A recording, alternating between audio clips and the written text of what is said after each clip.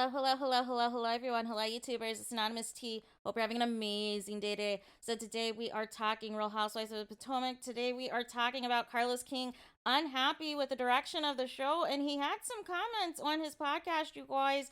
And fellow YouTuber content creator DJ Richie Sky was also a guest on here, and I wanted to address a few quotes that Carlos King made because I found it ironic considering he's the executive producer of Love and Marriage Huntsville, and some of the comments that he's making, it's like, okay, can we look in the mirror? Can we turn it around? So I'm going to say these few comments, and then we're going to react, right? Because basically he said that the fight that took place between Wendy and Mia was triggering for him, and that he felt as though nobody in the cast had Wendy's back, and that he was very disturbed that Robin took out her phone to record the chaos. Carlos King said, quote, "I've never in my life or my career have been around a group of people. In this case, the cast is full of women where somebody knucks and nobody bucks up to diffuse the situation. I was disturbed by Robin taking her iPhone and recording a video of it. Also said that is not natural human behavior." And then also he said that I don't care if you guys are mad at me or not. I like to keep it all the way real. Giselle Bryant is the force multiplier, the queen bee, the face of Real Housewives of Potomac. And it's to the point now that she may be one of the faces of Bravo. The Real Housewives of Potomac is Giselle Bryant's show. Love her or hate her, it's her show. And also said, and when you are the force multiplier of the show, that means that you control the energy in the room. And I was disappointed that Giselle Kobe Bryant, as the queen bee of the show, did not say, okay, this is getting too far, and try to diffuse it. That just left me disappointed because I felt like these ladies chose a good scene versus trying to be a good person. And so he also said the following as well. He said, I wanted Giselle Bryant at minimum to get up and say, all right, you guys, enough is enough. It's gone too far. This is not what we do, because you cannot sit up there on your podium season 5 and call Monique Samuels everything but a child of God for what she did. And what Monique did was wrong. And Monique admitted Candace did not deserve that. That came out of Monique's own mouth. So I'm not saying anything she didn't say. She said that. Also said he's not interested in this current season of Potomac. Says, quote, that he loves Potomac, but he's got to be honest, this season isn't hitting like past seasons have been, because I feel like all of the women are having unlikable moments, and I just don't think these women want to be around each other. Also said, I think this cast is more interested in trying to make a moment versus being in the moment, and it is not coming across as real. And then he also had some comments for Karen Huger, you guys. Said, Dr. Wendy has too much to lose. Somebody should have said, listen, I'm not just going to say Giselle and Bryant. Giselle and Robin. I already said my opinions about them. I'm a get Karen. Karen, at least from what we saw last season, it appears you do like Dr. Wendy. You didn't do anything either. You got up, quote, oh my gosh, this has really happened. Did water get on me? It was so fake. So that is Carlos King's comments, and I find it rich, you guys. I find it rich because here's the thing. You allowed bullying to take place of Melody Cherie. You would allow the cast to gang up on Melody Cherie, spread lies about her, slander her name, to the point that Melody Cherie was not filming with most of the cast and either had to be, placed in spot scenes at the beginning or the end of episodes on Love and Marriage Huntsville, you guys. But now you have a problem with how Wendy is being treated, but you do not see what the similarities are taking place currently on your own show. This was Melody Cherie. Melody Cherie was the Wendy in this situation, in that the cast was, saying all of these derogatory and nasty things about her, and things ultimately escalated to violence because of somebody's mouth, because of somebody's lies and slander that they were spreading. So you're passionate about Potomac, but you're not seeing how this correlates to what's going on with Love and Marriage Huntsville, and how terrible Melody Cherie in particular has been treated by the cast, in particular these past few seasons, that were at the worst. So I just want the same energy in terms of looking in the mirror at some of the things that's happening on your own program, right? Because what happened when the same type of, behavior took place on your show, people chose to black out. People chose to write petitions and have, several thousands of signatures to try to have certain people removed off of the show because they did not like the violence, they didn't like the division, they didn't like somebody ganging up on one person in the cast. And this is the exact same situation that is taking place on Potomac. This is the exact same place that is taking place on Potomac. And now we see, as the ratings are the proof of the pudding, that when it is not resorting to ganging up on one person and the obsession of one person, that more people actually tune in. That when there's other storylines and other things to discuss, and when there's a balance, other people tune into the show. Now, I do disagree that Real Housewives of Potomac is Giselle's show. I wouldn't go that far. I will say, yes, she does have some influence in terms of, she is willing to obviously drive certain storylines. And yes, she has, Robin, who is her bestie, who 9 times out of 10 is always going to support, whatever side of the coin that Giselle is on. So from that perspective, it looks like Giselle is, quote, running the show.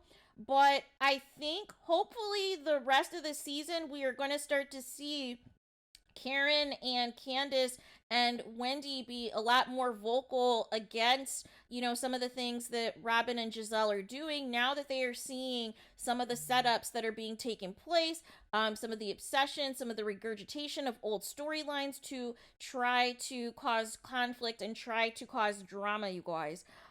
So it is just very interesting because I felt as though even the last episode was, primarily Candace and Ashley. Like, it was their instigating of some things that kind of was the lead of the episode. It wasn't necessarily Giselle. So, yes, Bravo promotes Giselle. Yes, Bravo, she's one of the first calls if there is a BravoCon, if there is any type of, NBC Universal events that they want, certain housewives to promote and go to for work. But I wouldn't go as far to say that, Giselle has all this power, you guys. Because if Giselle had all this power that Carlos King is saying, he would have had Monique fired. She would have had Monique fired, right? After the fight with Candace, if she really had the power that she had. But Monique still was offered a contract even after that, right? So I wouldn't go as far to say that, all roads, you have to go through, Giselle Bryant on Real Housewives of Potomac or you're not going to be in the show. I wouldn't go that far. I would just say you have to be strategic. You have to be mindful. The problem of what is taking place in Potomac is, and Wendy made the same mistake, and Monique made the same mistake. They thought that they could be Giselle's friend. They thought that they could actually be a friend of Giselle's. And Giselle has, shown them and told them that she never saw it for them like that, right? But in the event there is somebody that she disliked more, which was in the case of, that being Monique, that yes, she'll be chummy with Candace and Wendy, if it means that they can ice out Monique, right? Just like this season, when earlier in the season, when they were trying to make that, Chris situation happen, that he was making wives uncomfortable and this and that. And that was another attempt to try to ice out Candace. And then that didn't work. People didn't stand for it. So then they switched gears and shifted it over to Wendy and making Wendy the focus, right? Because remember last season, they had the focus of the affair and everything else, but they needed a different approach this season because it would have been too predictable if they tried something similar, right? And if it came directly again from Giselle, it was going to be too obvious. So that's why they have Mia. They have Mia doing Giselle's dirty work this time, right?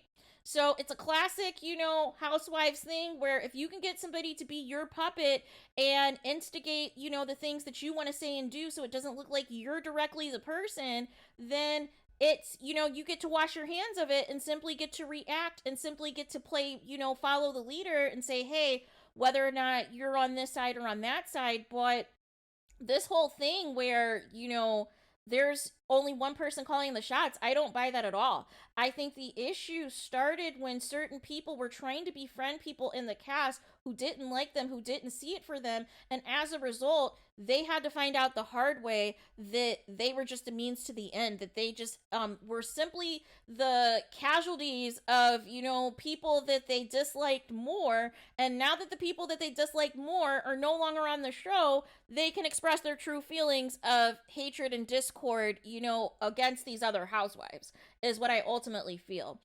So there is that. But let me know what you guys think about, you know, Carlos King's comments. You know, I like I said, I just find it interesting because, you know, the gang up on Melody Cherie was inappropriate. The gang up on Melody Cherie was too far. The obsession with Melody Cherie, also by extension, bringing on people to slander and spread lies about her mother, Van, as well.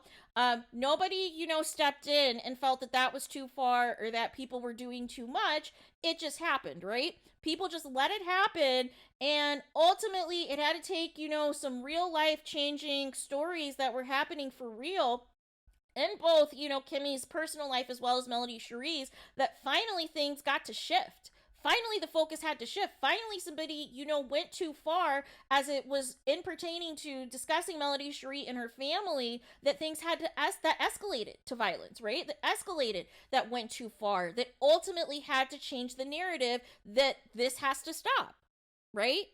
So that's where we are, you know, and it just depends on who, and I feel like Potomac and some of these other housewife shows, it's very clicky, right? It's very clicky, and it's not so much about one person calling the shots as much as it is who is a part of the popular clique and who is not, and whether or not the people who are not a part of the popular clique decide to band together and combat it versus trying to be friends with the popular clique who do not like them. This is what keeps happening, right? So it remains to be seen, you know, how the rest of the season will play out. But I don't believe for a second that this is, you know, Giselle has all this power that Carlos King is claiming. No, no, no, no, no, no, no. Because if she had all this power, Monique would have been gone from the show a long time ago. Like, if we're just going to keep it a buck, right? Monique would have been gone, Candace would have been gone, and Wendy would have been gone. If we are keeping it a buck, you guys.